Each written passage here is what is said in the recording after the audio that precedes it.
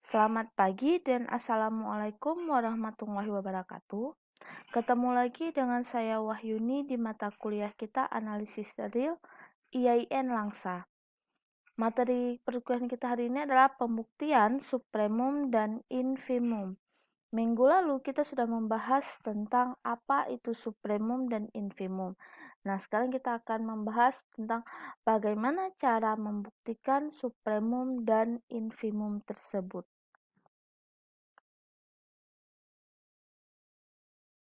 Yuk kita mulai perkuliahan kita. Nah, sasaran perkuliahan kita kali ini ialah yang pertama itu memahami teorema supremum dan infimum dan menggunakannya dalam membuktikan supremum dan infimum. Teorema kita yang pertama, misalkan S subset dari R. Nah, jika S mempunyai supremum, maka supremum itu haruslah tunggal. Yang kedua, jika S mempunyai infimum, maka infimum tersebut juga harus tunggal. Teorema ini dikatakan sebagai teorema ketunggalan supremum dan infimum. Nah, ini teorema. Harus dibuktikan dong. Ya udah, buktiin aja. Kita lihat buktinya. Bukti.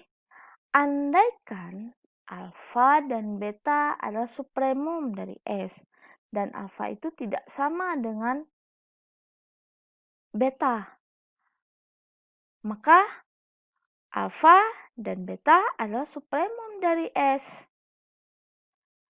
Karena alfa itu supremum, maka alfa itu kurang dari atau sama dengan beta. Karena si beta supremum, maka beta juga harus kurang dari atau sama dengan si alfa. Otomatis, ya kan? Nah, sehingga kontradiksi dong sama yang di atas.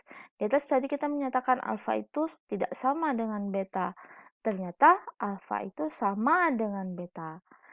Nah, ini merupakan pembuktian teorema secara tak langsung. Nah, untuk yang S mempunyai infimum, maka infimumnya tersebut tunggal.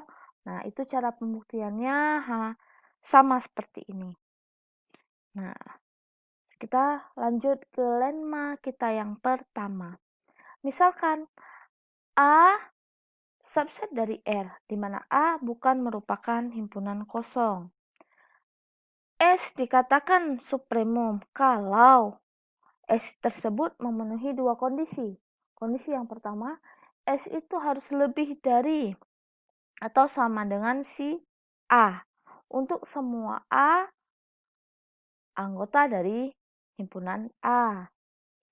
Yang kedua, untuk setiap atau semua epsilon yang lebih dari 0, pasti ada A epsilon anggota dari A yang mengakibatkan S dikurang dengan epsilon kurang dari A epsilon. Nah, sekarang kita lihat ilustrasinya. Nah, ini dikatakan sebagai himpunan A. Nah, supremum. Nah, di sini ya supremum. Di sini supremum adalah batas atas terkecil. Nah, maka di sini saat ini merupakan supremum, maka akan ada epsilon. Nah, sekarang kita geser. Akan ada epsilon yang lebih besar dari 0 syaratnya. Nah, sekarang si S ini kita geser sejauh epsilon. Maka posisinya di mana? Nah, di sini posisinya. Mana S dikurang epsilon, posisinya di sini.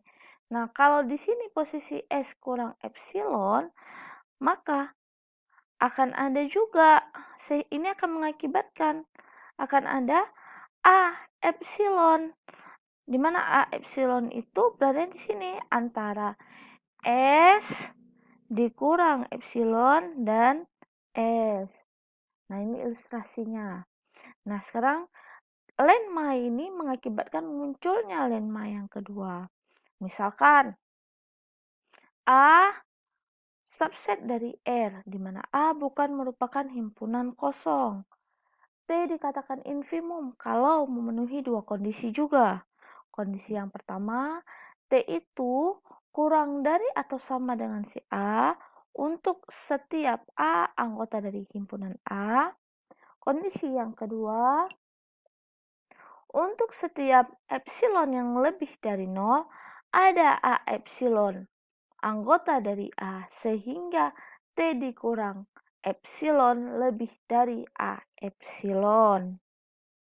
Nah, jadi ketika kita membuktikan nantinya himpunan tersebut memiliki supremum atau tidak, kita akan membuktikannya dengan jika dia memenuhi dua syarat ini.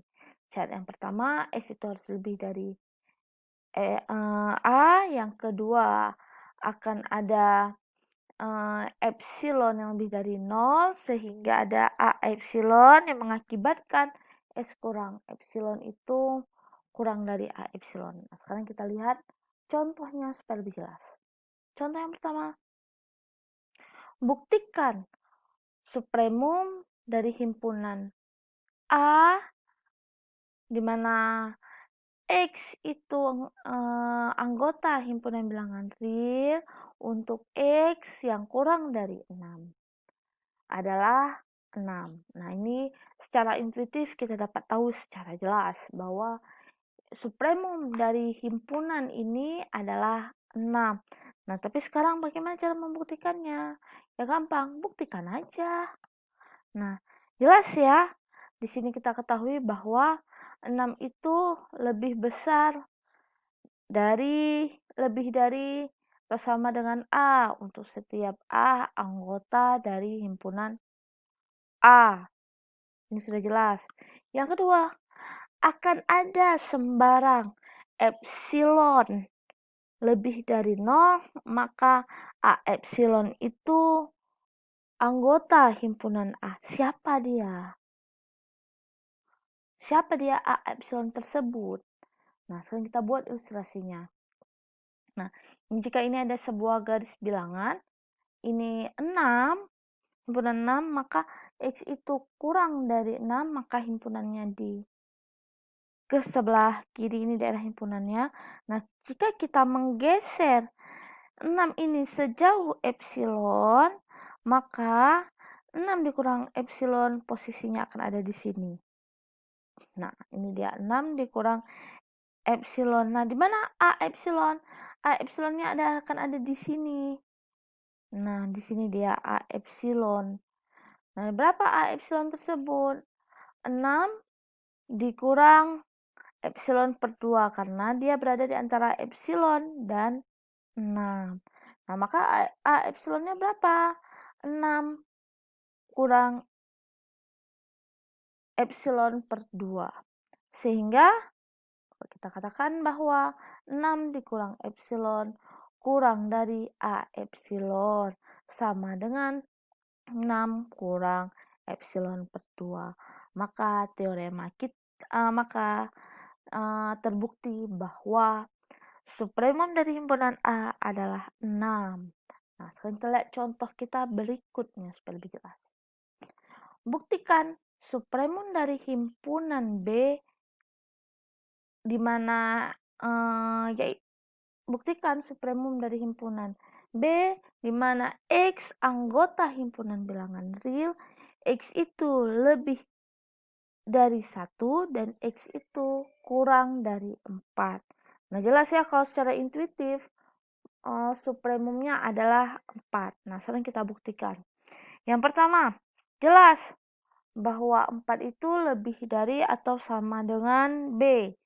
Untuk setiap B anggota dari himpunan B. Nah, sekarang akan diberi sembarang epsilon lebih dari 0, maka ada B epsilon anggota himpunan B. Yaitu siapa B epsilonnya? Sekarang kita lihat ilustrasinya. Nah, di sini anggota himpunan B-nya. Nah, sekarang kita geser 4 sejauh epsilon. Nah, di sini posisi 4 digeser sejauh epsilon. Nah, di sini dia posisinya 4 dikurang epsilon. Nah, berikutnya akan ada A epsilon. Siapa tuh A epsilon? 4 dikurang epsilon per 2. Nah, posisinya di sini. Maka B epsilon itu memenuhi dua kondisi. Nah, ini kondisinya yang pertama. Kedua, sehingga sehingga 4 dikurang epsilon kurang dari B epsilon. Sekarang latihannya. Ini latihannya untuk melatih kita supaya kita bisa. Latihan yang pertama, soal yang pertama, misalkan S subset dari R. Buktikan bahwa S itu mempunyai infimum, maka infimum tersebut tunggal. Nah, ini hampir mirip seperti teorema kita yang pertama tadi. Dan yang kedua, buktikan infimum dari himpunan B adalah 1. Yang ketiga, buktikan infimum dan supremum dari himpunan yang telah dikumpulkan minggu lalu. Oke, untuk lebih jelas materi ini boleh dilihat di blognya Solmed Ilmu. Oke, berikutnya Assalamualaikum warahmatullahi wabarakatuh. Terima kasih.